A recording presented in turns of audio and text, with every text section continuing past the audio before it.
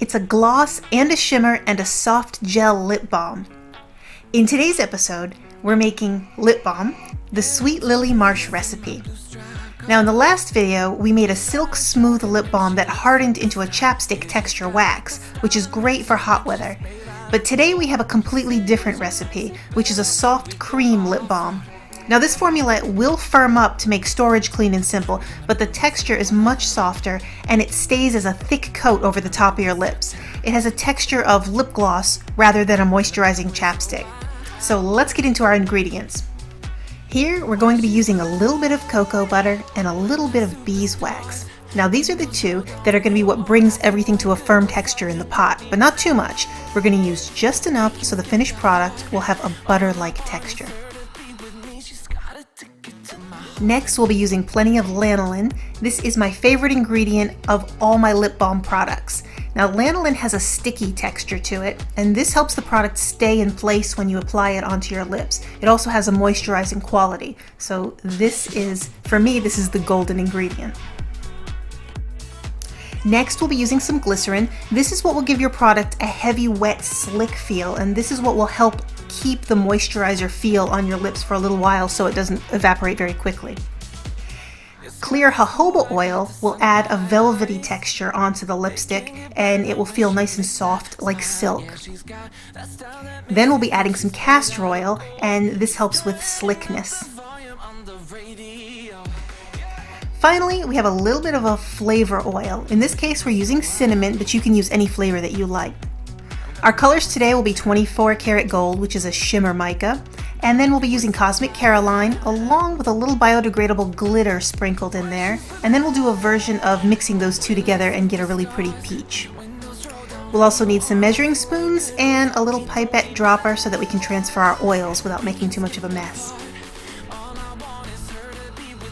Now I've melted down the hard oils and waxes and I'm going to add them in together in a microwave safe container. Now as I'm mixing this, you may see some of the waxes solidify in the mixture. Things like beeswax and stearic acid will do this. These waxes, they have a higher melting point, and when you add them to the melted oils, they sometimes will freeze right back up. This is perfectly fine. You only need to get these melted down so you can spoon out your measurements. Once you get everything in the same container, you can put it all right back into the microwave and then melt it all down again. So here are the following ingredients for what you're looking at in front of you. If you want to write this down, pause the video right here, run and grab yourself a pen, and then unpause it so you can write it down. You're ready? Okay. This recipe contains 2 tablespoons of lanolin, 2 tablespoons of castor oil, 2 tablespoons of glycerin, a half a tablespoon of cocoa butter, 1/2 tablespoon of jojoba oil, a half a tablespoon of beeswax, and then 1/2 teaspoon of flavored oil. It's about around 10 to 12 drops per batch that you're making. And then when you go to color it, I'm using a colorant that is not going to transfer on the lips. So that way you can make your colors match your flavor oils. If you want to use blues and purples and greens, they won't transfer. So especially if it's for kids, you're not going to end up with green or purple lips. If you do it that way, then we only use 1/16 or even a little bit less of the amount of mica. If you do want a full lip gloss, you have to add in more mica, and then you have to work with that to see how much color you want for full transfer. So in this case, because we're using golds and bright pinks and peaches, we could get a little bit of a transfer or a shimmer, but I have kids in mind while I'm making this, so I'm going to use 1/16 of a teaspoon of mica. Now, if you're making these to sell, this is classified as a cosmetic and it's regulated differently than soap, so you need to be aware that there are rules provided by the FDA and possibly the state that you live in. This might include permits and labeling requirements. Also, if you're making this to sell, you might want to add a preservative to cover your safety responsibilities. Now, if you need that information, you can find it in the printable material that I've posted along with the recipe at thermalmermaid.com. It's found in the members section, in the recipe directory, in bath goodies, under the name Sweet Lily Marsh Recipe. Now, if you've been making lotions for a while to go along with your soaps, you may be familiar with some of the skin-friendly preservatives that are available at your soap supply stores. With lip products, it's a little bit different. You need to make sure that you're using lip-friendly preservatives. That's one step away from the average skin-safe preservatives that you might be normally buying. So you can find that information over in my notes in the printable material. And as you can see, everything's been mixed down, and all we have left to add is the flavor oil, which goes in last. I waited until after this came out of the microwave and dispersed a little heat before adding it so it wouldn't flash off. And now we'll add the colorant. Here I'm putting in just about a 1/16 of a teaspoon of 24 karat gold, and just about a 1/16, a little bit less even, of a teaspoon of the Cosmic Caroline.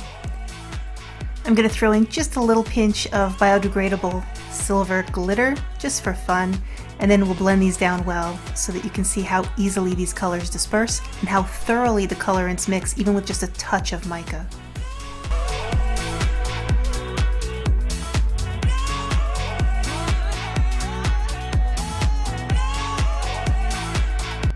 Now you probably know that since we're only working with oils, this is an anhydrous recipe, which means there's no water in it. And when there's no water, you can't have mold or bacteria that'll grow in your product.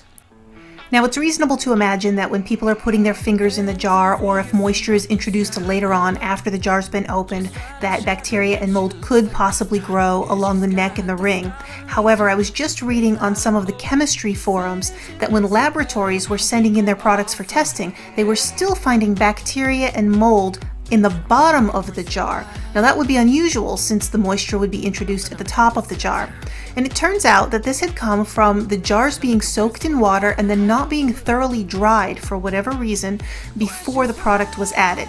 So it's best practice to soak your containers in hot soapy water, make sure they're completely dry before you add your product, but also spritz them down with rubbing alcohol like you saw me do in the very first clip, and then allow that to air dry from there. Then you can pretty much guarantee that you're not going to have any kind of extra growth that you wouldn't have predicted in your pots. Now you'll transfer these into your little half-ounce pot jars while the liquid is still hot, so it forms a nice smooth texture. Now this will start to solidify pretty quickly, only after just a few minutes of being out of the microwave. So you can expect that it'll start to clump up, or the texture might be thick and it won't transfer so smoothly. If this is the case, all you need to do is stop what you're doing, put it back into the microwave, melt it down again, and then start re-pouring again. It's really not the end of the road if things start to get too cool too fast for you. You just start over, and you can melt this down several times. It's not going anywhere. And all we have left to do is finish filling these jars, and then I'll give you an up-close look of what this silk smooth soft lip balm looks like. Make it worth your while. When she's with me, we're like superstars.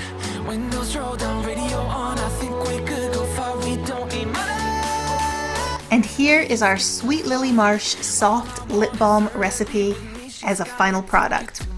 I hope you guys enjoyed this video. If you did, please hit the thumbs up and like button so that I get some feedback that this is the kind of recipe you'd like to see. Or if you'd like more of these, then go ahead and hit the subscribe button and be sure to hit the notification bell so you'll know when the next recipe is posted. But if you don't want to wait for the next recipe to be posted, you're welcome to come on over to thermalmermaid.com, where I have hundreds of recipes published, and you can find anything that you're thinking of over there. We have soap, lotions, cosmetics. If you can think of it, we've got a recipe for you.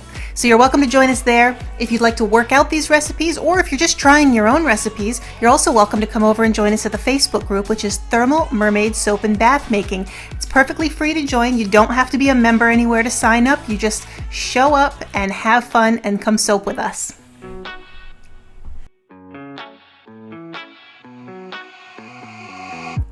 Alright, here's my little personal reserve that I put over to the side. I'm just going to show you how easily my fingernail sinks into the wax. This is a much softer butter texture, and when I put it on the back of my hand, you can see that it has a much shinier gloss and it stays on the surface of my skin, unlike our last recipe, which melts in very quickly and is meant to quickly moisturize and take care of chapped lips. This one is much more of a gloss, and you can see just a touch of that gold shimmer on there. So this one's very fun. And coming up next, I'll be having a full lip gloss with full color transfer, so you can see how the difference in that recipe will be compared to this one. Hope you guys enjoyed this, and we'll see you in the next video. All I want is her to be with me. She's got a ticket to my heart.